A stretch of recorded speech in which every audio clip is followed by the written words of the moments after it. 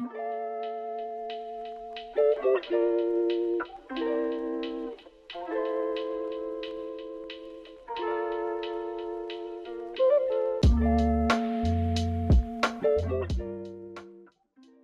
everybody to this meeting today.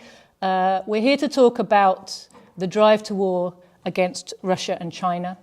A little bit of context, I first wrote this as a talk, and the reason I tell you this is quite relevant. I first wrote this talk for a meeting of the Bristol, Ukraine Anti-Fascist Solidarity back in 2015, and I was just purely focused on the drive to war against Russia. So you'll see that's quite topical. And of course, the reason I was writing it was exactly the same reason that it's suddenly all over the newspapers today, was imperialist meddling in Ukraine and the attempt to use Ukraine as a base for fascistic activity pointed at Russia. So after a couple of years of looking at the drive to war solely from the perspective of Russia and Ukraine, I broadened it out and I wrote this little pamphlet, The Drive to War Against Russia and China. Because, of course, that is what we see in the world today. That's the major kind of foreign policy kind of issue in our world today, if we look around. That's the major geopolitical issue in this world. And we have to understand where that's coming from. There is this increasing drive to war against Russia and against China. You can't have failed to notice it. The question is, why? Why is it that the imperialist rulers of France, Britain, Germany, America are gunning so heavily for Russia and China? And this is the question I really want to pose and to answer today. I won't be going into huge details about every aspect of what's happening in Ukraine today. I'm sure people will have questions about that. But I think if we don't understand the broader context and the main motivation, we can't make sense of all the details that are being chucked at us every day. And it's the detail it's the detail we get saturated with, and the context is never given. The context is totally missing in all of the articles about the present conflict in Ukraine. There's no context. The fact that there's been 8 years of war in Ukraine has just been discovered by all these reporters on the ground in Ukraine. So it was Lenin who pointed out that imperialism strives for domination. It strives to control resources, to control markets, to control opportunities for making a profit, and it strives to extract maximum profit, and no matter what the human or the environmental cost. And if you want to understand why that is, you're going to have to go and read Lenin's book on imperialism. It's laid out beautifully there, very clearly, and you may think that book was written 100 years ago, but you sit down and read it, and it could have been written yesterday. So when the fundamental relationships in the world haven't changed, then the analysis also doesn't need to change. That analysis lasts, and there's a reason for that. We're looking at the same world today. So the imperialists, they strive to keep profits, markets and resources away from other imperialist rivals, but also from the great mass of the non-imperialist countries. They want to corner the market in all these things so that they can have monopoly prices for selling them to everybody. They want to control technologies because it gives you an advantage in taking profits. So right now, the world is experiencing the deepest ever crisis, economic crisis of capitalist imperialism. And the billionaire rulers of our world are really desperate. They're desperate to save a failing system. They're desperate to win the battle of competition. And the competition over the fewer and fewer available sources of profit is getting more and more intense. And therefore, so is the competition to control the resources, raw materials, from which you can make a profit. So in this situation where it's harder and harder, and it's harder because the mass of the world's people have been impoverished, so they no longer constitute a meaningful market. Ultimately, if you make things, you've got to sell them. To sell things, you have to have a market. But when you've made the world's people so poor they can't buy anything, your market gets smaller and smaller, even as you're producing more and more goods. It's the fundamental contradiction at the heart of the capitalist system, and it's the thing you always have to bear in mind. Why is there economic crisis? That's why. That's how capitalism works. Capitalism makes people poor, but capitalism expands production simultaneously. So there's a clash built into the very heart of the system that can't be resolved by capitalist production. We're always told to look for the solutions to all our problems inside the system, which is the root cause of all our problems. And of course, no wonder it doesn't work. We're endlessly looking. People have been trying to fix these problems for hundreds of years. They haven't found a solution because one isn't there within the system of capitalism. So we're in this deepest ever crisis of imperialism, and the billionaire rulers are desperate to save their system, and they're in a desperate competition over resources. And in this situation, any area of economic activity that's not already producing maximum profit for imperialists becomes a target, which means so do independent countries like Syria, like Libya, like Venezuela, that are in any way refusing to allow full imperialist control of their resources and markets. If there's an opportunity to expand profit-taking somewhere, in this situation where you're desperate for any avenue of profits, you need to find it. So whether it's reprivatising the NHS or our school system over here, or it's getting your hands on Venezuela's oil without having to pay a fair market price for it, all of these things, or it's controlling Middle Eastern oil because you don't want your rivals to get their hands on it. All of these things are up for grabs. They are targets for the imperialists because they're in a crisis and they're desperate to find ways to make profits.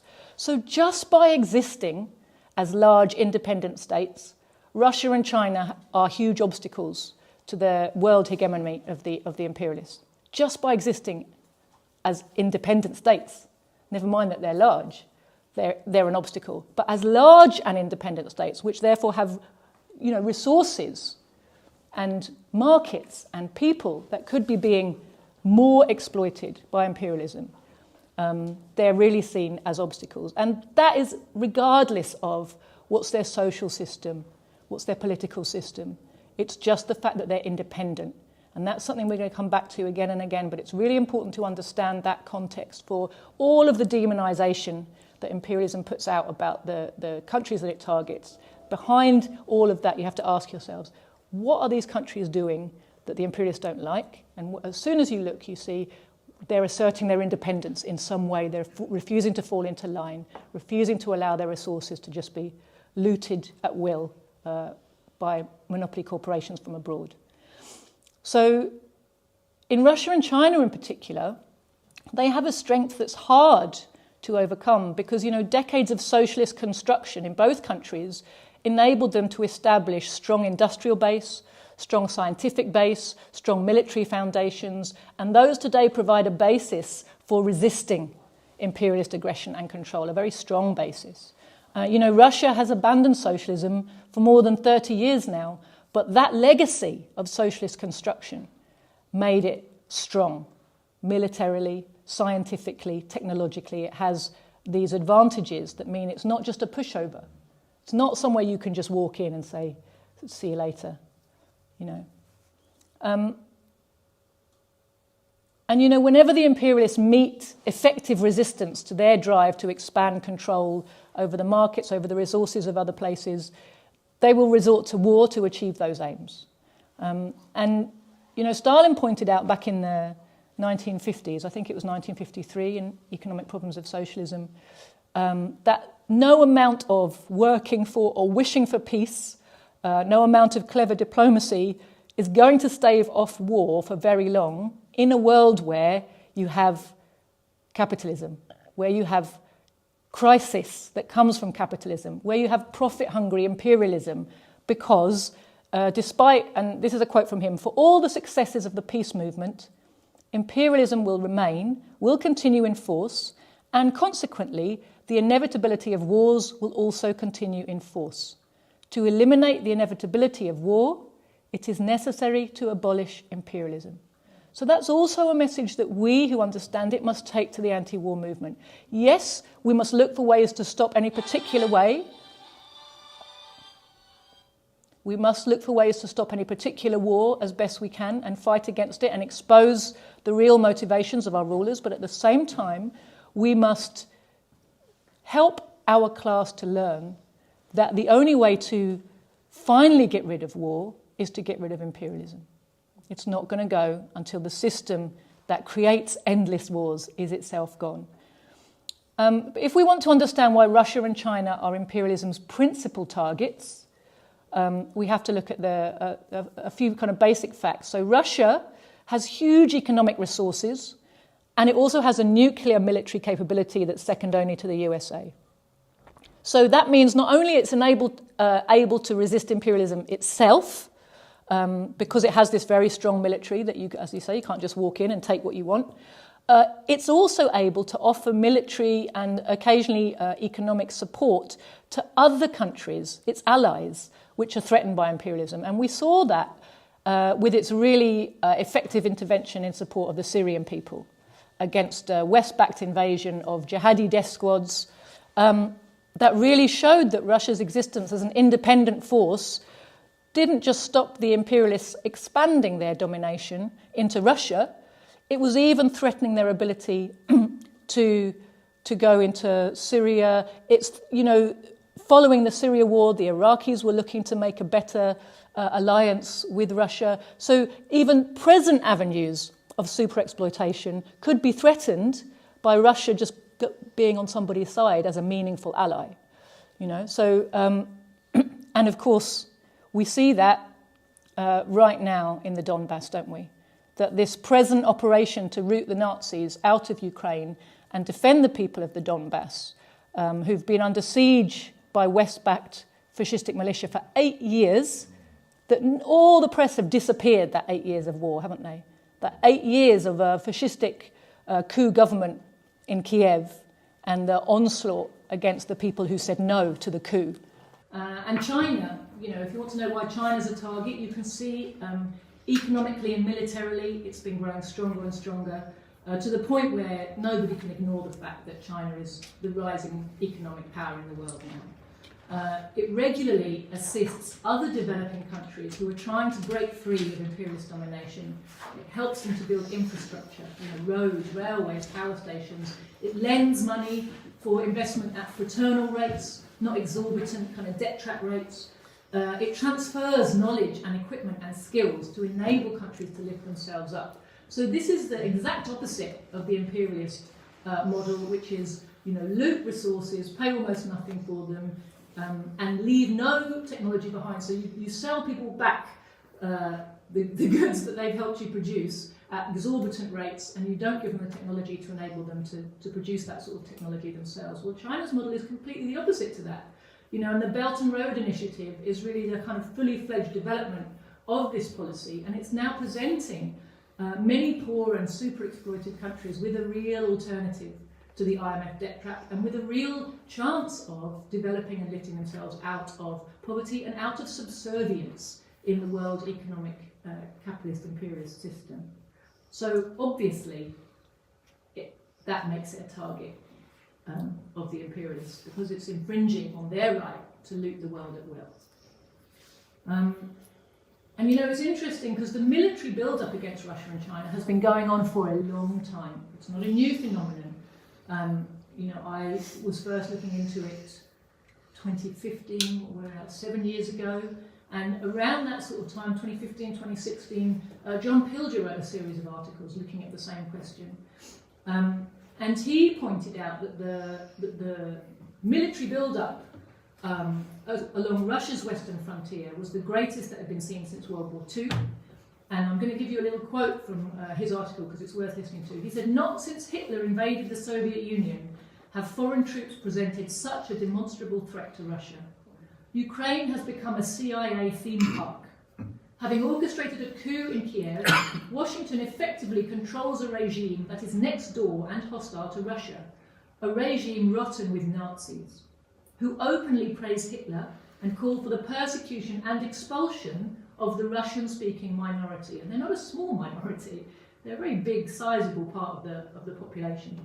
And he goes on, "In Latvia, Lithuania and Estonia, the US military is deploying combat troops, tanks and heavy weapons." And, it's really noticeable that none of that was properly reported in the imperialist media. When it was mentioned, it was totally distorted and presented as Russian aggression and a response to Russian aggression. And, there's that little, there's the kind of joke meme, isn't there now, of, why did Russia put its borders so close to our bases? When you look at a picture, a map of the world and where the US's bases are, you'll see a ring of them around Russia and another one around China, and a slightly less significant but still quite very obvious one around Iran. This is all called, in our media, aggression by the victim, by the target state. And we've got this parallel campaign by the US against China, which again is being encircled with a network of bases, ballistic missiles, battle groups, nuclear-armed bombers. We see the war games, the military maneuvers, they call them exercises, that they perform in Korea and in the Pacific, which basically they rehearse a nuclear first strike against China, against North Korea, and then they've been doing recently the same kind of exercises across Russia's borders in Poland, Lithuania, all these countries. Pilger, talking about China, he said, America has hung a noose around the neck of China, but this is not news. Silence by media, war by media. So the lack of reporting is itself an act of war when these things are going on. And then the distortion, they are creating war propaganda, which, according to Nuremberg, is a crime against humanity. Pimping for aggressive war was a hangable offence at Nuremberg for the editors of those types of newspapers. So this is not a small thing.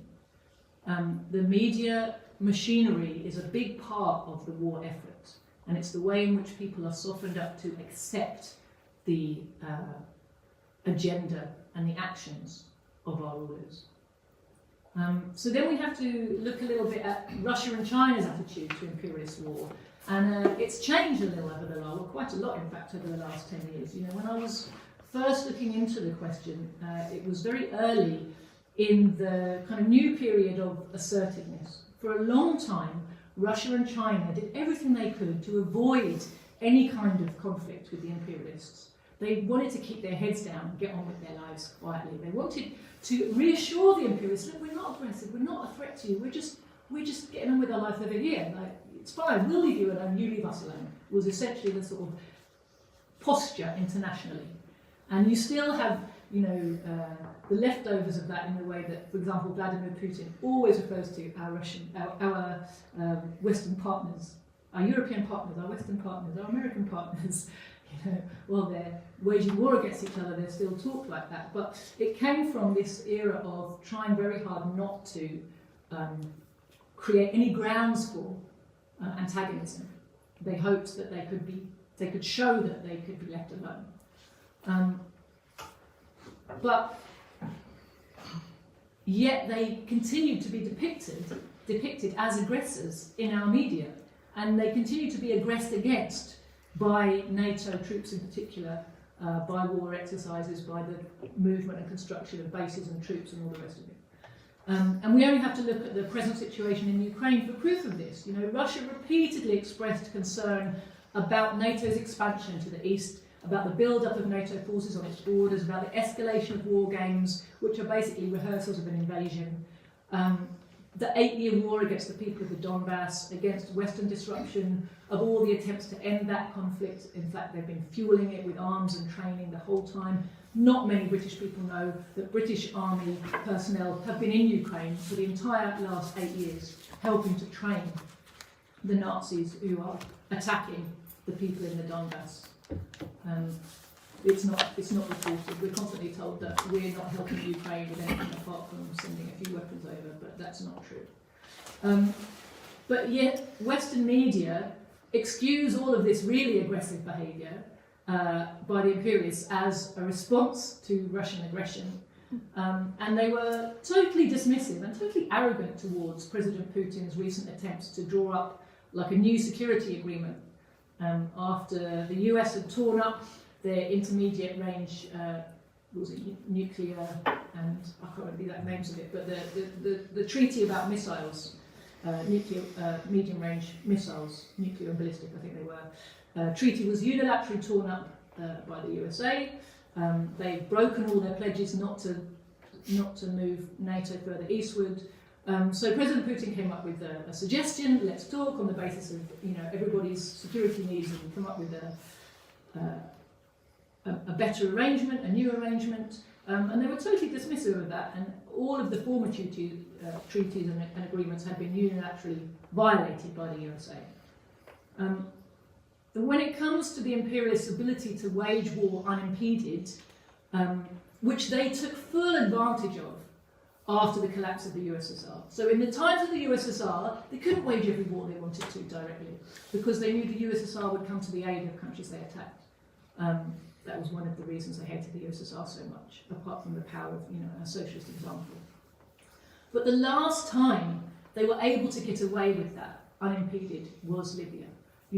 That was the last time that the imperialists could put a humanitarian so-called resolution through the United Nations without it being vetoed by Russia or China. At that time, 11 years ago now, Russia and China kind of stepped aside. They didn't veto the resolution, which imposed a no-fly zone, and the imperialists took that as permission to launch NATO's blitzkrieg against Libya. They overthrew the government of Muammar Gaddafi. Gaddafi was murdered brutally. 40 years of independent, secular development in Libya, people-centred development, was totally destroyed. And that onslaught led directly to the wholesale destruction of Libya's infrastructure, the slaughter of, nobody counted, unknown thousands of its people, the poisoning of the soil, the air and the water with horrendous weapons, mass exodus of thousands of now destitute civilians as refugees, the turning of Libya into a kind of channel for refugees from many other parts of the world, and even the ethnic cleansing of African residents in Libyan cities, and of course the return now of open chattel slavery to Libya, which once was the richest country, one of the proudest countries in Africa because of everything it had done for itself. It was justly proud of what it had achieved and felt it was going to achieve. And that disaster didn't only affect the Libyan people. The terrible repercussions of Libya's fall have rippled across the region and across the world. And as an important pillar of anti-imperialism in Africa and in the Middle East, when Libya was demolished, a flood of heavily armed mercenaries was released, ready to do imperialism's dirty work in every corner of the globe. These were people who were pointed at Libya, and then having done their job in Libya, they were free to go wherever imperialism wanted them. So ultimately, Libya served as a powerful warning regarding the dangers of appeasement. Imperialism in crisis is like a rabid dog. You can't reason with it. You can't expect it to be satisfied with anything less than everything, with total hegemony. So I think it's a terrible lesson to have learned in a terrible way, but I would say that Russia and China both appear to have learned a lesson since Libya, because it's the last time that they've stepped aside and let the imperialists just do what they want without any opposition. Since the downfall of the Libyan government, we've seen Russia and China kind of quietly moving away from that policy of appeasement, and they've become now the principal cornerstones of today's axis of anti-imperialist resistance. They are the ones that people turn to when they need help with trading, to get around sanctions, to get weapons to defend themselves, whatever they might need, to get loans to develop their infrastructure, when they need knowledge to fight COVID, vaccines, technology to develop their economies, or just someone in their corner. It's Russia and China increasingly that people are turning to. And it's clear that the spread of imperialist-backed terrorism around the globe that came out of Libya affects both Russia and China. So Russia has the case of Chechnya, in China there's Xinjiang, and indirectly many of their key allies such as Syria and Iran have also been targeted and destabilised by this wave of jihadi mercenaries unleashed on the world. So the lesson is clear. You step aside and let the imperialists ravage someone else's country, and it just makes them stronger and more determined to also do it to you. And that really, what can be seen is that as long as Russia and China remain as independent economic powers, which obviously they want to do, whatever their economic system, no matter how reasonably they behave, whether or not they follow a policy of appeasement, they will still find themselves the target of imperialist hostility. The hostility is to do with their economic independence. It has nothing to do with anything else that they do or don't do. So their best protection then lies in building up a network of allies, strengthening their defences, mobilising their people to defend their countries and their allies from attack. Its strength is their best defence. And their military preparedness is something we should all be very grateful for. Because if they didn't look like targets which are capable of giving a serious account of themselves, the imperialists would have launched a war against them already. It's the fact that they look like they can fight back that stops them launching that war. That's the only thing that stops them. The only thing is the fact that they look like they can defend themselves, and that gives them a pause for thought. So in order to prepare the workers of the West to support their wars against Russia and China, the leaders of those countries are constantly depicted as military aggressors, and they're accused of every kind of crime, from conducting underhand trade war to environmental recklessness, homophobia, corruption, sports fixing, human rights abuses, genocide. You know, the list is absolutely endless, isn't it? They're even accused of imperialist super exploitation and expansionism, which is, number one, a bit rich. You know, pot calling the kettle black, you could say, but on the other hand, is a lie. So we absolutely do not fall in with the analysis that says Russia and China are imperialist countries, and war between them and the USA or them and Britain is an inter-imperialist war, and we've no interest in which side would win that war because it's a fight between two equally bad sides. This is the kind of ultra-left excuse for not joining in with the anti-war movement in a meaningful way, and not rebutting the lies about Russia and China properly. They're all as bad as each other. Wash your hands of the whole lot. It's not true. I'm not going to go into a whole disquisition on what makes a country imperialist here. I suggest again to people that you need to read Lenin's book on imperialism. But just, you know, a small question for those who think Russia and China are imperialist. You know, the principal condition for a country to be imperialist is the export of capital. It's when the national borders become too small to hold the capital of the country, and so has to be exported in such a way as to produce super profits, and that the country ends up essentially living off of this, what Lenin called it, clipping coupons, the super profits that its monopoly corporations are getting from abroad, and they become a kind of almost like a country of leeches, living mainly off the labour of people all over the world. Well, as we know very clearly, certainly in the case of China, most of the world is living off the labour of the Chinese people. So the idea that the Chinese nation is living off of, you know, super exploiting the people from abroad is a nonsense. We know that the engine of global growth is the work of Chinese labourers at this point in time. So that makes no sense to me whatsoever. The other thing, of course, is, you know, with the imperialist pie having been very thoroughly carved up and distributed, there's no space in that table for new imperialist powers to emerge unless they emerged out of a war. There's nowhere for them to be muscling in on imperialism now. And if you look at where does the world's finance capital, the capital which is exported in order to make super profits that then come back again, it still is in the old imperialist countries. It's in the USA, Britain, France, and Germany. Those are the biggest holders of finance capital in today's world. So, to me, these refute the idea that Russia and China could be imperialist countries. But I'm not going to go massively into that, but it's something that we're often asked about. China's imperialist, we can't be on the side of China. Russia's imperialist, we can't be on the side of Russia. No, Russia is independent. China is independent. They conduct trade internationally. That's not the same as imperialism. You just have to look at the countries they trade with and see how those countries are developing. See how many countries around the world are so grateful for the huge changes in their economies that happened as a result of Chinese investment. Or ask the Syrian people how they feel about Russian assistance in their war. You know, to them, President Putin is a hero. He's not someone who came and invaded them and occupied them. He's someone who's helped them to resist an invasion and occupation, and they're very, very grateful for the support they've had. So it's quite a different picture than one of an inter-imperialist struggle between two equally bad sets of exploiters. So, in terms of selling the war to the workers at home, as well as using their media, the imperialists are also able to use the Social Democrats, the Labour Party type parties, to repeat their propaganda lies to the working people.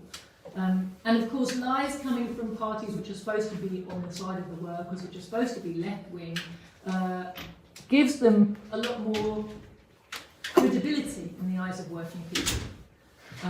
Their connections with working people, with trade unions, all of that gives them kind of credibility when they repeat the lies. Very often they repeat them with left kind of phraseology, frills attached. In Britain, this group includes revisionists who call themselves communists. It includes Trotskyites, and of course both the left and the right wings of the Labour Party. And these charlatans describe the nationalist, anti-imperialist bourgeoisie of Russia today as gangster capitalists. They're 20, 30 years out of date with that analysis. They're very happy to make it now. At the time, they loved the gangster capitalists who took control of the Soviet wealth at the time of the end of the Soviet Union. They were celebrating how wonderful it was that the Soviet people's wealth was being stolen by these gangsters. Now, when Russia's got its act together with a kind of nationalist, anti-imperialist ruling class that wants to have an independent economy from the West and doesn't just facilitate the open looting in the way that the early gangsters did, now they call them gangsters and crony capitalists and all this kind of, that's so terrible. Oligarchs, they're constantly pointing the finger at Putin and saying what an oligarchy is. And they describe all the attempts by Russia to defend their allies and their neighbours as imperialism. So they said they're imperialists for going to help the Syrians, they say they're imperialists for going to help the people in Donbass, and it's a term that they also apply to economic assistance that's given by China to oppressed countries. They go and help to build a road or a railway or a port or develop a factory, and they're imperialists. And within the anti-war movement, these forces work to strengthen the imperialist case for war, because they're amplifying our rulers' pro-war propaganda, albeit under the cover of being against war. Oh, war is very bad, but Putin's evil. Well, violence is bad, but those Russians should stop what they're up to. The Chinese should stop dumping steel. The Russians should stop invading Ukraine. They repeat the talking points with a little bit of a frill about being left-wing or anti-war or whatever. But in fact, they're strengthening the case for war when they do that. So in 2014, for example, they were saying that Russia had invaded Ukraine at the time of the Donbass, when the Donbass war broke out. It was not an invasion of any kind, it was an independent uprising against the West fascist coup, which none of them really want to talk about. They repeated the lies that our media told about Colonel Gaddafi, about President Assad, that they're killing their own people, they're conducting a genocide. They repeated the lie that China was responsible for the decline of the British steel industry.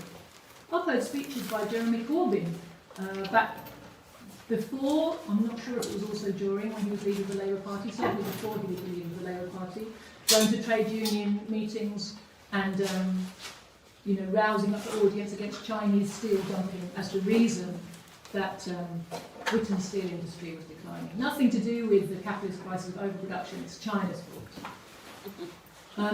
And most recently, just this week, we saw Stop the War's anti-war statement, which started with a denunciation of Russian aggression. And interestingly, they made that denunciation before Russia began its military operation. We denounced the Russian invasion of Ukraine, they said, 2 days before any Russian tank was in Ukraine. So this is just imperialist talking points. That was the opening of their statement. This is how they oppose imperialist war, by denouncing the people who are being attacked by the imperialists. So this is what they wrote 2 days before there was any movement of Russian tanks. Stop the War condemns the movement of Russian forces into Ukraine and urges that they immediately withdraw. We call for an immediate ceasefire alongside the resumption of diplomatic negotiations to resolve the crisis. As I said, when they made the statement, there had been no incursion. It was entirely a figment of imperialist propaganda, which was drumming up support for the continued saturation of Ukraine with Western advisors and Western weapons. They've been shipping huge amounts of weaponry into Ukraine and massively ramping that up recently. They've been doing it ever since 2014, but they've been really ramping it up recently, and they've been justifying ramping it up by saying Russia's invaded, Russia's invaded, Russia's invaded, Russia's invaded, and just filling the place with weapons. And obviously they hope that by constantly saying Russia's invaded, they'd like stop Russia from doing anything about it. But all these weapons are pointed first at the people in the Donbass and second at Russia, and they've got Nazis controlling them. And it's pretty fair enough, I would say, for the Russians to say enough is enough. But at the point when that statement was written, there had been no incursion, and it was essentially, aside from wanting to, why do they want to saturate Ukraine with all of this weaponry and make it into their, as John Pilger called it, a CIA theme park? They want to attack Russia's economy. They want to sever the link between Europe and Russia's oil and gas. This is an act of total self-harm as far as the Europeans are concerned to go along with this, because Russia can find other markets for its oil and gas. But the European countries who currently are dependent on Russian oil and gas for their energy, to fuel not just their homes and their transport, but their industry, won't easily find a replacement, and certainly not one at a comparable price. And if the energy they have to buy is far more expensive, then the products of their industry will also be far more expensive and uncompetitive. So it's an act of massive self-harm, and you can expect that if this goes on for very long, there's going to be ructions in Europe about it. Everybody's not going to be on the same side for very long. The US and Britain, who don't, of course, use any Russian oil and gas, and who are desperate to sever this link, are very, very keen that the link should be severed and that the economic harm should be sucked up by Europe, because of course it threatens to undermine and derail NATO. Because it's always going to get in the way of any attack on Russia, now or in the future, if that connection remains, and remains, a vital source of power for German, Italian, and other countries' industry. So all of this context was totally disappeared by Stop the War statement. 30 years of interference in Ukraine's affairs by the West didn't get a mention. Repeated violation of Ukraine's sovereignty when its governments didn't suit imperialist interests didn't get a mention. The West-backed overthrow of its government 8 years ago in a fascist coup, the 8-year war waged by Ukrainians in the East who resisted the rule of this fascist junta, the massive supply of training, arms and technology to fascist militia and the junta's army that's fueled the war for 8 years and fueled this present crisis, the repeated scuppering of the peace process that was supposed to end the war, none of that got a mention in Stop the War statement. It's all disappeared, just like it's being disappeared in the imperialist media right now. So this kind of hand-wringing that war isn't very nice is accompanied by essentially the same kind of talking points that you get in the West, in the imperialist media. And it enlightens nobody. Nobody can understand what's happening or what to think about it on the basis of statements like that. This is how our so-called anti-war movement opposes war, by telling British workers that the imperialist excuses for their war are true, when it should be exposing them and telling them just why it really is that the imperialists are pushing for these wars and why they can't leave Russia alone. And meanwhile, our so-called anti-war leaders, who vehemently oppose all attempts to actually mobilise real opposition to the British war machine, they urge workers, in the name of unity, to confine themselves to writing to their MPs, to going on peaceful weekend demonstrations that don't disrupt anything, that don't disturb anybody.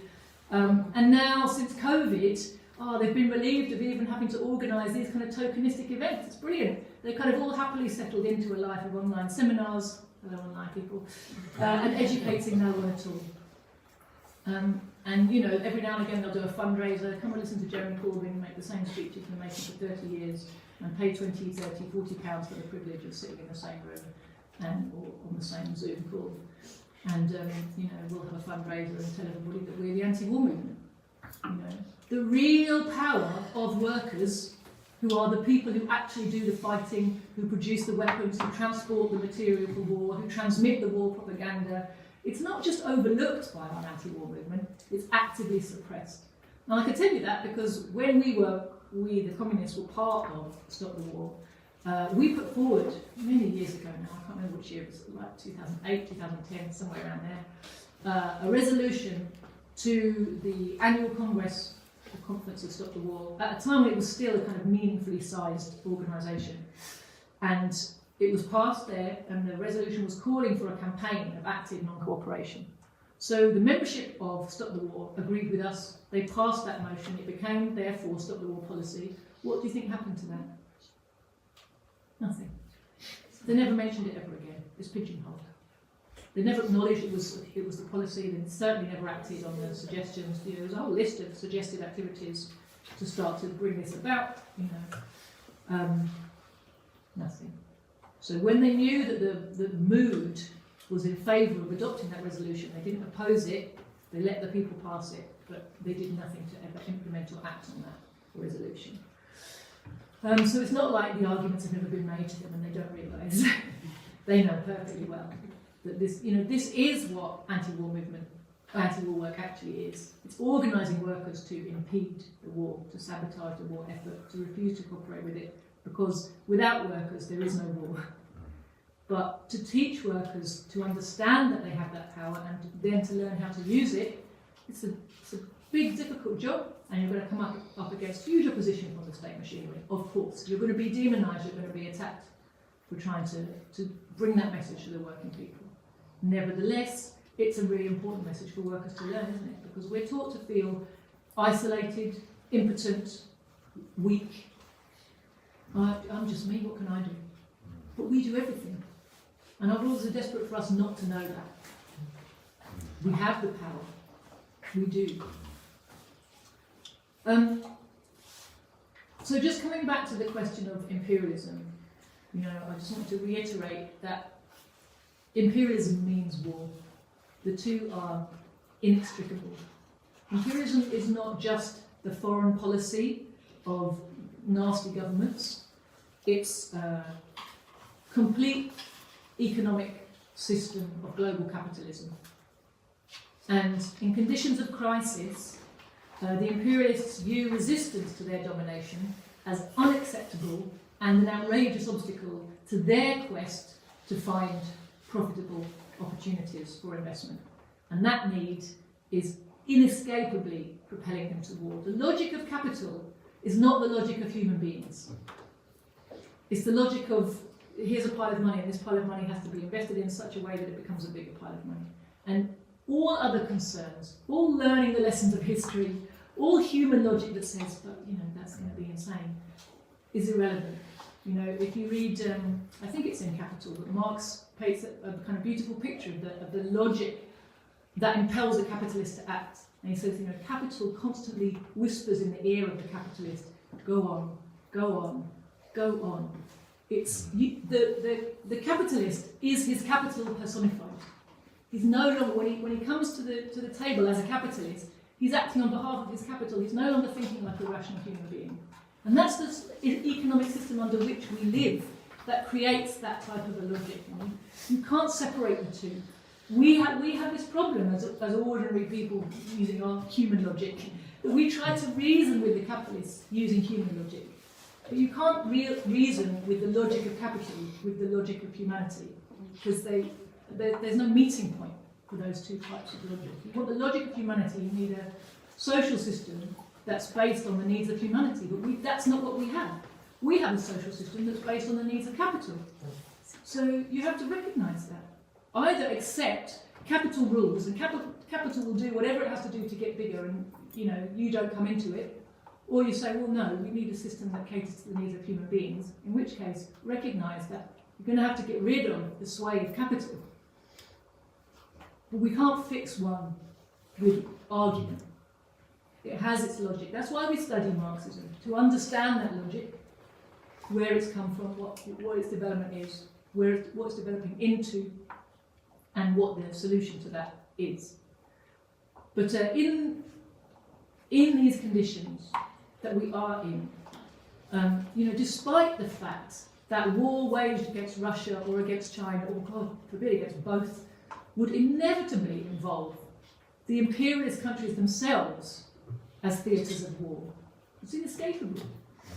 The imperialist desperation is such that it's being driven to that war regardless, and it's making frantic preparations for that war. You hear the hawks all the time. Now's the time to strike at China before it gets any bigger, any stronger, any more powerful. It's constant, kind of like, do we wait a bit longer till we've got, maybe we can get the edge over them with our weapons, and then that means we'll definitely win, or maybe we just, because they're developing fast too, there's this arms race going on, The preparations are inescapable in front of you. The drive towards finding some way to crush Russia and China militarily, economically. We can see the provocations in Ukraine in this light. In preparation for war against Russia, the US is desperate to destroy Europe's dependence on Russian gas. I talked about that earlier. Because this dependence threatens to destroy NATO's integrity. And Biden and Boris have both been totally open about that. You've heard Boris saying Europe's got to wean itself off its addiction to Russian energy. They were very happy in the collapse of the Soviet Union to all be plugged into cheap Russian oil and gas. And suddenly they've realised they've created a rod for their own back with that connection. Now that Russia has become an obstacle to their global domination, the connection between Russia and Europe is an extremely problematic one. They're trying to, I think they're hoping that the Ukraine war, because of a short, sharp shock, that will persuade everyone in Europe that yes, okay, we've got to cut this link. I don't think it's going to work like that myself. But this is the logic. And as I said before, going along with this, the Europeans are basically participating in an act of serious self-harm. The Russians can find other customers, but where's Europe going to get alternative gas and oil supplies from? The USA might be offering liquid natural gas, LNG, in its place from America, but the price is going to be way too high, and it will take German industry in particular out of its ability to compete on the world market. And I don't think German industry is going to be accepting something like that lying down. So, despite then all human logic, which begs us to learn from history and stop repeating the same old patterns, history confirms that in the drive of the imperialists to war, they can only be stopped by the working class taking state power. The logic of their system, their quest for domination and for profit, the pressure of economic crisis, the pressure of competition, all impels them in this direction, despite all the signs that should warn them, like they warn us, that this is only going to end in their destruction. If 20 years and $3 trillion weren't enough to subdue poor and badly armed Afghans, what hope do the imperialists really think they've got against well-prepared, well-armed China and Russia? And yet still, their logic impels them towards war as the only possible escape from their economic crisis. And even then, if they want it, it's only a temporary escape, because that's the nature of capitalism. You get a new market, and after a while it's glutted again because you've impoverished all its people. That's what happened with the collapse of the Soviet Union, wasn't it? The imperialist system got a shot in the arm, but how long did it last for? It's well and truly over now, isn't it? It didn't last very long at all. And in the meantime, look at the suffering that's unleashed on the world. So it's up to us to understand these lessons. The imperialists are incapable of learning the lessons of their own history. We have to learn the lessons of humanity's history and take matters into our own hands. So in light of what I've outlined in my presentation, I just want to present to you a few kind of overarching conclusions. The first is that, as I said, imperialism means war, and imperialism in crisis is being driven inexorably towards world war, with Russia or with China or with both. and increasingly looking like it would be both if it was won. An imperialist war against Russia and or China differs from imperialism's wars to impose or defend neo-colonial domination, in that the theatre of war is likely to extend to the imperialist countries themselves. So we are not going to be able to ignore a war with Russia or China the way lots of people manage to ignore the wars against Afghanistan, Libya, Iraq, something that's happening far away, nothing to do with me. I mean, of course, we were feeling the consequences of those wars all the time, but everybody wasn't necessarily aware that they were, and they could look the other way if they wanted. That's not going to be an option for us if this war comes to fruition. I think the third thing we have to be clear about is neither Russia nor China has any expansionist ambitions, not against imperialist countries, not against anybody. They are just trying to live in peace in their own countries. And therefore, anti-war working class in the imperialist countries, we must make common cause with the peoples who are being targeted by imperialism, and we must work to physically frustrate the war effort. Okay, it's not good enough just to say war isn't very nice. It's absolutely against the interests of British workers to participate in these wars or to allow these wars to be fought. Therefore, our duty is to obstruct the war effort, physically sabotage and disrupt and refuse to cooperate, so they can't be fought. And the non-imperialist countries, meanwhile, need to stand together against imperialist aggression and regard any attack on one as an attack on all. And again, increasingly you are seeing that they are coming to each other's aid, and it makes a huge difference in the world that is beginning to happen. I think an important lesson we can learn from the recent past is that appeasement of imperialism might occasionally delay the onset of war, but it's just as likely to encourage warmongering as to prevent it. And we saw that in the case of the UN-approved no-fly zone over Libya. And finally, that imperialism as the cause of war is the last inevitable and most rabid stage of capitalism, and that everything must be done to dismantle the system of capitalist production for profit, for the market, and to replace it with planned production to meet people's needs, which no longer impels us to fight over resources, but only to use them for people's benefits. You know, ultimately, and this is my final conclusion, it's only socialism that can rescue humanity from the imperialist drive to war, as from all the other problems that face us.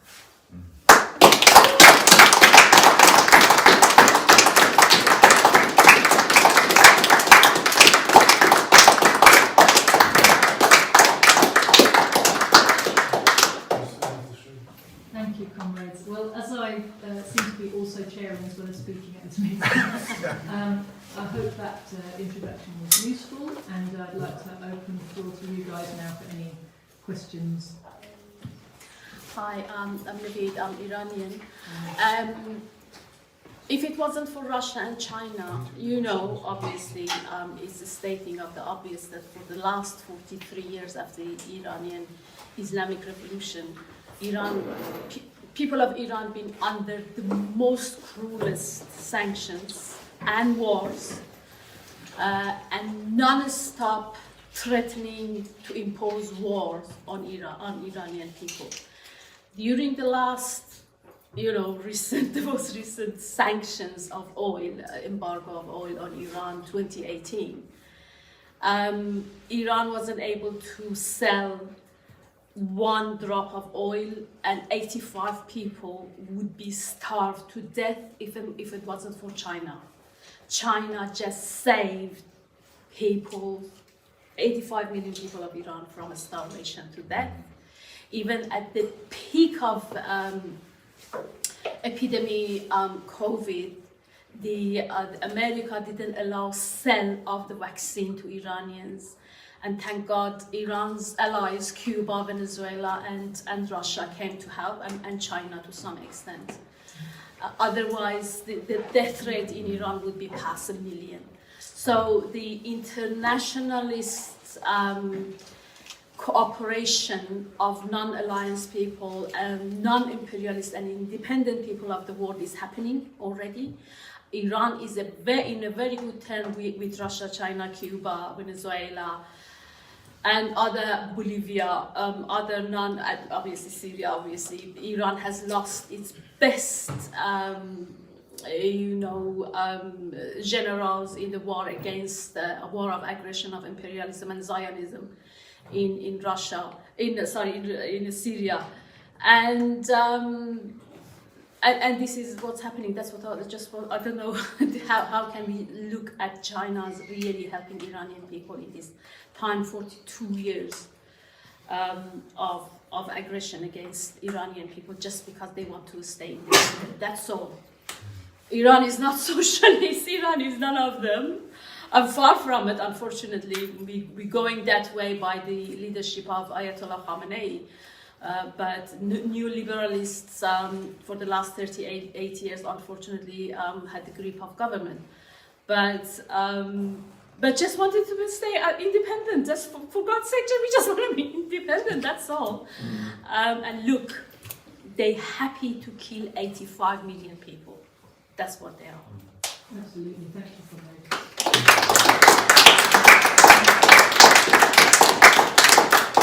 You've got a very important point to our attention there, which is, of course, that sanctions, economic warfare, are just as, if not more deadly than military warfare.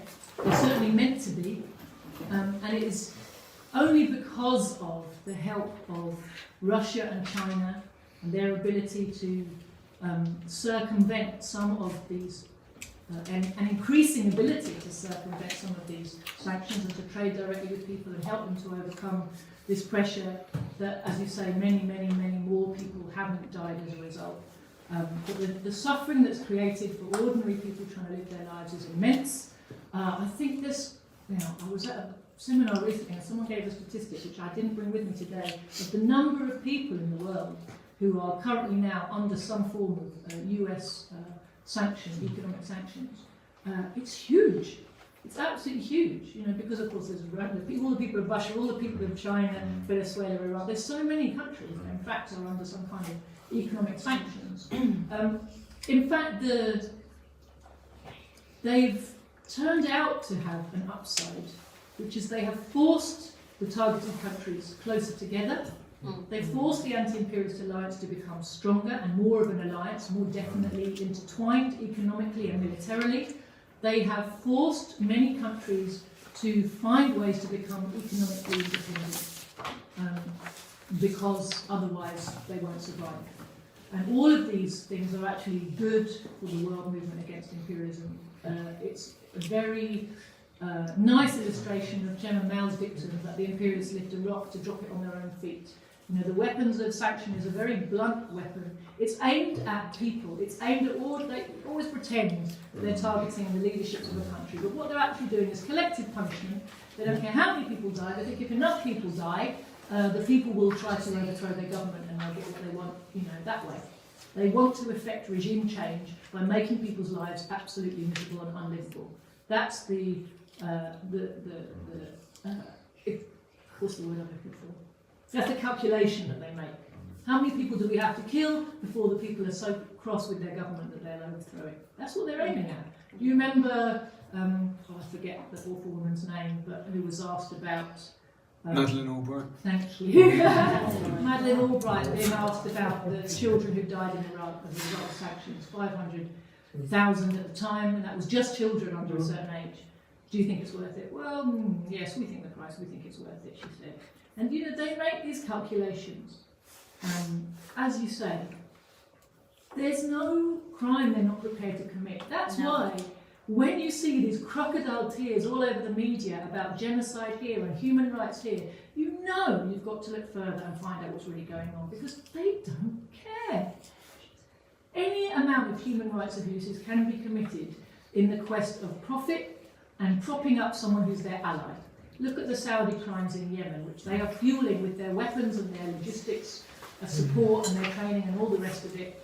The insane level of deprivation, disease, the humanitarian catastrophe that is endlessly warned about and ignored because it's committed by people who are on our side, so it doesn't count. And yet, one person who says they had a bad time in China is front page news for every newspaper for days at a time. Yeah. Why? It's clear that they don't care about human rights or human life. They have no respect for the sanctity of human life. Workers to them are fodder for exploitation or not. If they can't make use of you, they don't care about you. And totally replaceable. That's the logic of their system. But absolutely, the sanctions are a really, important means of warfare, and they sort of combine the two. That they build up for military war with the propaganda war, the economic war. But the economic war is a very important aspect of the war machine. Okay. You mentioned there that it's an act of self-harm for Germany and perhaps others in mainland Europe with gas. Can you see profitable splits, therefore, and pressure being brought to bear on the United States? Or do you think that the United States are oblivious to that? I don't think they're oblivious, they're just desperate. Desperate to save NATO. NATO has been fracturing and splintering for some time. There are many contradictions within it. Those contradictions have become more severe with Britain leaving the EU. Britain was a kind of a bridgehead between Europe and the USA, and very much, on the kind of US side of all the arguments within the EU. While it was a big cheese there, there's been for a long time talk of a European army, and it's precisely because the capitalists, the imperialists in Europe, feel that their dependence on the US's armed forces leaves them vulnerable, that they end up acting as kind of proxies or kind of, second lieutenants in the US's wars, and they don't have interest in all the same wars. They have different imperialist agendas. The French, the Germans have a different set of alignments, so they're not always happy to go along with the USA. They've been very much coerced into coming online with the recent activity in Ukraine and their closing off of, or the refusing to license Nord Stream 2. But my feeling is that those splits are going to be exacerbated by what's happening now. They're not going to be glossed over for very long. On the one hand, the US, Nord Stream 2 is a new pipeline. There's already pipelines bringing gas and oil from Russia to Europe. The US wants to frighten everybody into cutting this line, and the British are joining them in that aim. But even in Britain, there's going to be conflict because BP has a close relationship with Rosneft. It takes quite a fair chunk of its profits come via Russian energy, and I don't think they're going to be that happy to see that closed off. So there's, everybody's not on the same page here, and the longer it goes on, I think the more difficult it will become. I don't have a crystal ball about exactly who's going to say what to who, but there's definitely divisions within Europe, within our own ruling class, between Europe and America, between Britain and Europe. They're not united on this, and definitely there's opportunities for the working class in that and for those who are trying to resist this.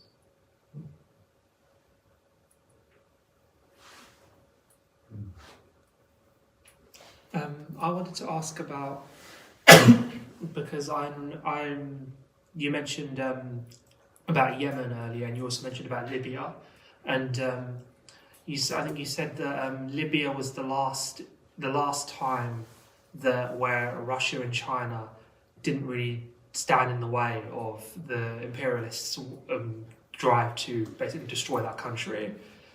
I was just thinking, because definitely they learned a lesson because Gaddafi made a mistake by appeasing the imperialists, and look what happened. They definitely learned a lesson from that. But I was just thinking, when the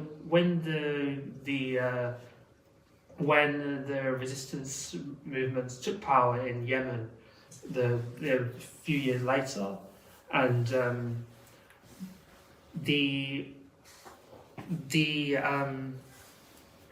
the imperialists shoved through another resolution through the Security Council, basically saying that they wanted because they wanted to blockade Yemen, they wanted to open the door to the Saudi UAE-led intervention that's been going on, creating the world's worst humanitarian crisis that I'm sure we've probably all read about by now. And I remember a lot of people, like myself included, had hoped that Russia and China might try and block said resolution, and that maybe Putin might veto it or something. And as it turned out, they didn't. And I remember that definitely, because there's no doubt that Russia and China are the biggest supporters of developing nations today. But when they didn't come to the aid of Yemen, because even to this day, I don't know if they have any involvement there, or if it mainly just seems to be Iran and the sort of Syria and the sort of Middle East and West Asian resistance axis. Just because the point I'm trying to make is, if the Russians and the Chinese are going to help in some places but not in others, then it becomes a question of, is their support going to be reliable, or is there going to be times where they don't always come to the aid, or so sometimes if they're going to block the imperialist drive to war in some places but not in others, then that opens a question of, well, is this actually principled, or are they being opportunist? And I'm just wondering. I'm not trying to say anything. I'm just wondering what your opinion is on that. I mean, that's a very big question. I don't expect Russia or China to act according to, the sort of principle you've laid out there of always oppose imperialism everywhere and everything, because they have a very big picture to be looking at, and they are clearly not trying to provoke war.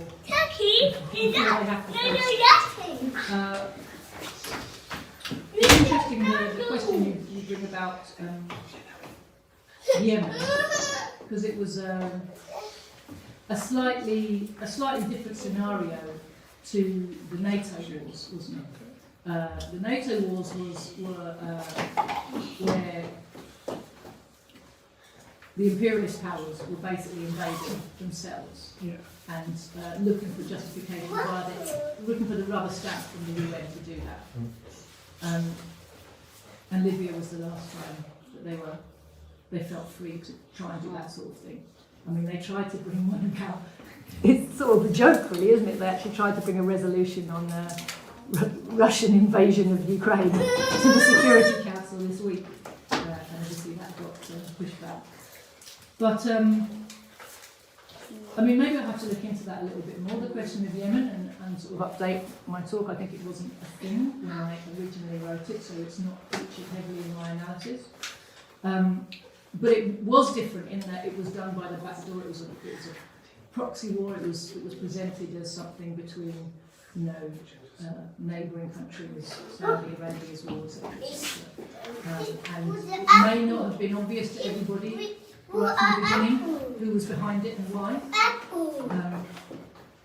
So I'm not at the table when people are discussing with each other what they're doing and why. I haven't particularly looked into that question, but I don't predicate my support for Russia or China on have they done everything right and have I agreed with everything they've done and have they aligned themselves with everything I think they should align themselves with. I'm just looking at the big picture and saying this is why they're being attacked. They're not a threat to us. Actually, when it comes to facing imperialism, they're on our side, and therefore we have to recognise that and agitate and bring that understanding to our people. But if you it's a mentality that's pushed very hard on us by our ruling class to stop us from unifying. Is this idea that you must agree with everything somebody's ever thought or said or done to stand next to them. And if they've ever thought or said or done anything you disagree with, you mustn't stand next to them, because by standing next to them you're saying you agree with that thing that they said or did. This is a recipe for everybody being on their own. So you can understand why the ruling class pushes it on us. But we have to push hard back against that type of idea. The big picture is the anti-imperialist fight. The big picture is it's the imperialists who are aggressing against Russia and against China and spreading all kinds of lies to justify their aggression. And it's our job to rebut those lies, not to double think everything that Russia does or China does. You can go down the rabbit hole for that. I'm not sitting with Xi Jinping or Vladimir Putin every day, listening to their thoughts and their policy discussions. And it's not my job to try to work it out either, to try and be a mind reader of the leaders of some other countries. My job is to understand imperialism and the British working class's interest in getting rid of it and showing them that big picture and how we operate within that.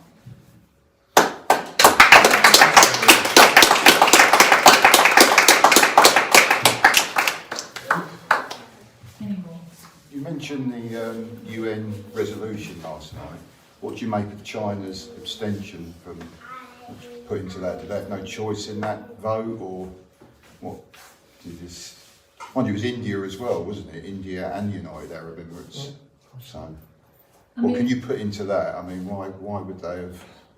Did they have no choice in that vote, or? I don't know. I wasn't there, but it sort of feels like it's immaterial, doesn't it? Yeah. Because it was never going to get through. No. So, China's a very pragmatic country. Yeah. They don't make a fight if they don't have to. When they do need to, they're starting to show that they will. Yeah. And that's fantastic. Yeah. I'm really happy every time I see that. A situation where China gets pushed a bit too far, they stand up and say, no, I'm sorry, Yeah. stop doing that. And that's exactly what we're seeing with Russia. So, with Ukraine, push. We've given you so many opportunities to stop pushing us and stop messing with us, and you're doing it, okay, no. This is our line. And, that's excellent from our point of view. From the point of view of wanting to bring to an end the system of imperialism, the fact that the people being targeted are learning to stand up for themselves. And they conduct themselves extremely intelligently on the world stage. You've got to give them that, I don't agree with all the policies of the Russian government. I'm a socialist. I'm really sad that the Soviet Union failed. They're not my government, I wouldn't have voted for them. But in terms of their actions on the world stage and their ability to understand and counter the encroachments, the aggression, the economic sabotage of the imperialists against them and their people, I think they're doing a fantastic job. I'm really happy to see it. It's for the Russian people, I'm sure, will at some point bring the fight to socialism back to Russia, because they had socialism and they're feeling very strongly what they lost all over the former Soviet Union.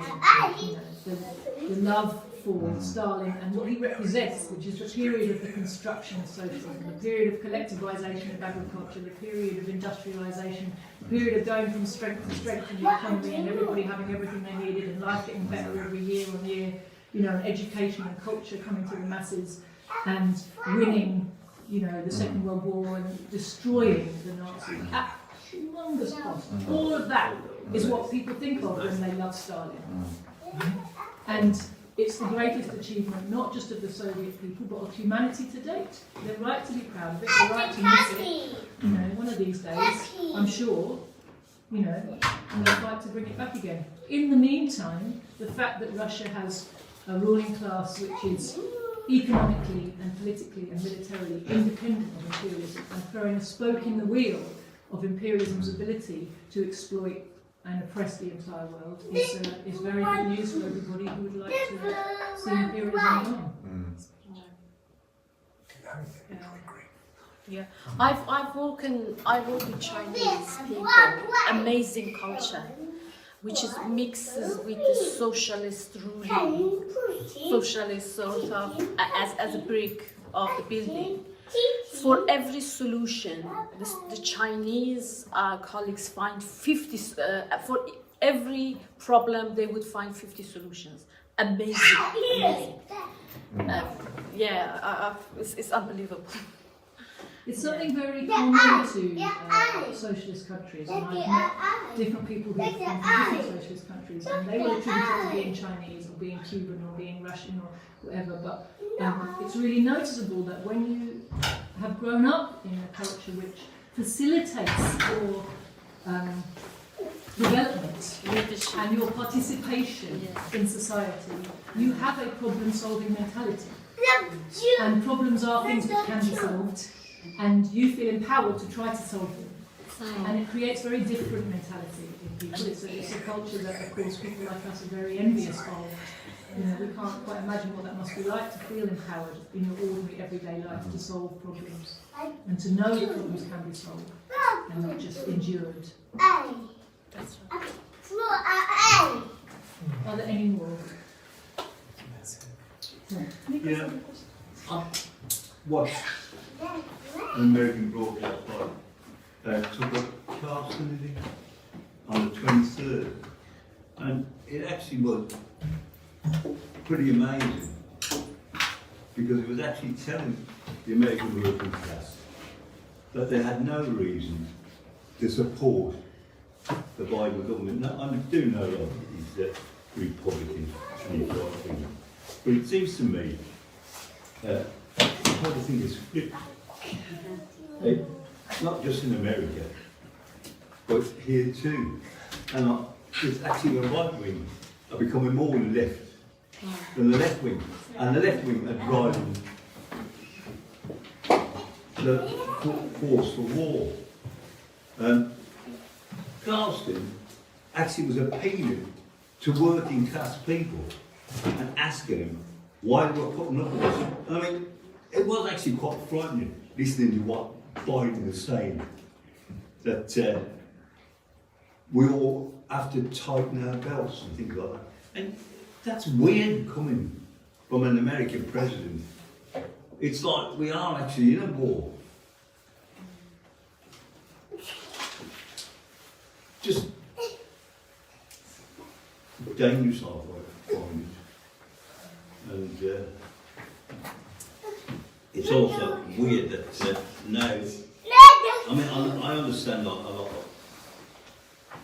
conservative or right-wing people are libertarians as well, so they don't actually like being pushed around any more than we do. It's something to think about. And if you can get hold of the broadcast, I recommend you watch it. It is something very interesting that personally I've never actually seen somebody use a broadcast. Like, he's quite a popular broadcaster, isn't he? And I'll reiterate it. He was actually telling the American people, why are you putting up with this government and their drive to war? It also said, like, you know, Ukraine means nothing to us, to the American people. So why are we there at all? I mean, there are other things like with Biden's son and his so-called corruption. Something like that. Thanks, Tom. Yeah, I mean, you've drawn attention to something quite important, isn't it? Which is, and again, this, you know, I can't give a whole lecture on that today because it's a subject in itself and a very big one. But the fact that the Social Democratic Party is the one that we call left wing, but which are essentially the left wing of capitalism, and their interests are in defending the imperialist system to the hilt. And in fact, they're so wedded to that because that's the source of their little bit of privilege, comes from the super profits of imperialism.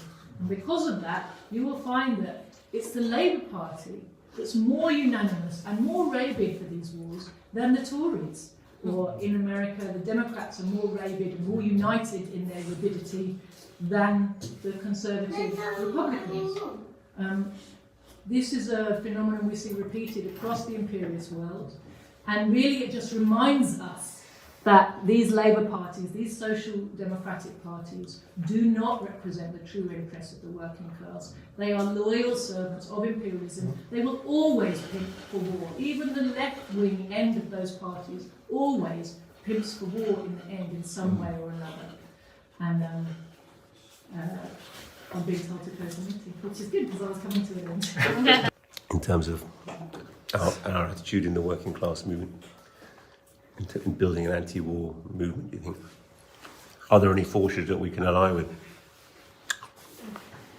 a good question, isn't it? I mean, the reality is, I've talked about, Stop the War's approach to mobilising for war, which is essentially non-existent. And in fact, they demobilise. When you look at the massive demonstration that took place, and which was mobilised for by a sizable section of the ruling class on the 15th of February 2003, just before the invasion of Iraq. This huge demonstration on the streets of London. There were so many people out that you could have physically disrupted the war machine that day with those people, if you had that as your agenda. If you really wanted to stop the war, 2 million people on the streets of London, you could have actually done it. You could have physically disrupted, sat in all kinds of places, said block this, occupy that, make it clear that we're not having it. Stop the war propaganda going out, stop the city from functioning, stop Westminster from functioning, stop the civil service. You could have done it. You've got enough people.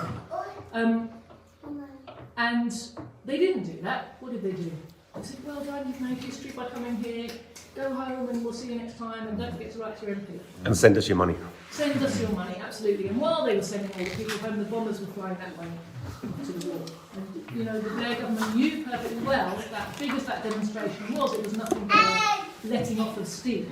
It wasn't a serious threat to anything, and they didn't have to pay any attention to it. So in fact, what Stop the War ended up doing was demoralising a lot of people who were militantly anti-war and making them cynical. And many of those people dropped out of politics after that experience, or soon after. They might have hung around for the next year's demonstration, or maybe some of them the year after that. But most of them, that experience of turning out to huge demonstrations that you feel like there's power here, and it's not used, and then all you're asked to do is come to another demonstration that's a bit smaller, and then another one that's a bit smaller. After a while, what do you learn? There's no point to this. Well, that's the right lesson. There is no point to it. Demonstrations on their own are absolutely pointless, and certainly when they're at the weekend down a street that nobody's very bothered about. It's just keeping people busy, isn't it? As is writing to your MP. It's also keeping them kind of confused about what the job really is. Now, I've said earlier in this talk that our role is to mobilise workers on the basis that they have power. So my feeling is that a real anti-war movement would first and foremost be taking this message into the trade unions, because that's the place where workers are already organised, and making it its mission to get every single trade union in the country to adopt a policy of non-cooperation. And therefore they could, as unionised people, withdraw their support for the war machine, with the backing of their unions, with the backing of all their fellow workers. That's the way you do these things, because we've had individual acts of heroism, plenty of them, good ones. There was a couple of ASLEF drivers at the time of the Iraq War. There was Joe Glenton, who was a soldier. There have been various people, individuals, who have refused to cooperate and who've made kind of cases. But this doesn't change anything. It's brave, it's heroic. But what we need is mass non-cooperation that can't be ignored or gone over. One person makes a stand. What happens? They serve some time in prison, or they have a court case, or they lose their job. The machine carries on. It's when the working class collectively acts that the ruling class has to stop and pay attention. And we've seen that in our history. These actions have been taken. If you want to know a bit more about that, there's a lovely article on our website about the incident of the Jolly George back in 1920. It's 100 years ago now, but it's an excellent example of how working class power stopped the British ruling class from its intervention in the war against the new Soviet Russia in 1920. That was working class action that stopped that. So this is what real solidarity and real anti-war work look like, and we must demand a movement that makes that its central pillar, and is prepared to take that message first and foremost into the trade unions, but more widely amongst the working class. But of course, there's a reason why the people currently in charge of the anti-war movement avoid that like the plague, because it will make them the target of the ruling class. You're not going to do that type of thing and be left to get on with it quietly in a corner and be asked to write little editorials in The Guardian every now and again. And you saw that, didn't you, with the reaction to even the Stop the War statement they put out, which was mixed, which was it was like their old Trotskyist Vietnam slogan, neither Washington nor Moscow, which basically ends up being an attack of Russia in the current circumstances. But even for that, they were condemned for pointing out anything about NATO. And they climbed right down, they kind of de-emphasised that side of the statement. Sitting on the fence. when you sit on, what was that, who was it who said, when you remain neutral in the battle between the powerful and the powerless, you side with the powerful. When it comes to the fight against imperialism, there is no neutrality. You say a plague on both your houses, I'm not getting involved, you're basically giving a carte blanche to the imperialists to carry on with what they're doing. It's not acceptable, it's not tenable as a position, there's no justification for it. People come up with their spurious justifications, but they don't hold water. You have to pick a side in the class war, that's just how it is. You're on the side of imperialism or you're against imperialism. You know, what we have to show the working class of Britain is that imperialism as a world economic system which crushes them just as much as it crushes others, crushes us economically.